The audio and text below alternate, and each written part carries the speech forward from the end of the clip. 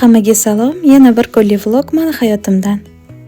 Har doimgidek xonamizni yig'ib olib, kerakmas bo'lgan kiyimlarni shilkaga ilib joyiga qo'yib qo'ydim. O'sha hamma yomon ko'radigan, lekin men yoqtiradigan ish bu dazmol qilish. Yuvilgan, qurigan kirlarni olib kirib, hammasini dazmol qilib qo'ydim. Gaz plitani ham yuvib oldim. Oq bo'lgani uchunmi bilmayman, juda ham tez kirlanadi. Har kuni yuvolmasam ham, lekin artib qo'yishga harakat qilaman. Uyda baqlajon bor edi, baqlajonli zakkuska ham tayyorlab qo'ydim. Endi nima shiklardan sosiylar juda ham qars-qurs chiqadi baqlajoninglar. O'ylab ujinga koklet qilgim keldi, sababi uydagilar kokletni juda ham yaxshi ko'rishadi.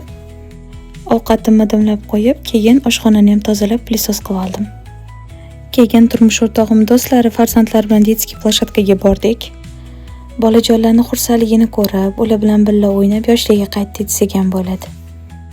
O'ynab hammani qorni ochganda ovqatlanishga borib ovqatlanib oldik. Shu bilan ajoyib bir kunimiz tugadi. Obuna bo'lishni unutmanglar. Keyingi vloglarda ko'rishguncha.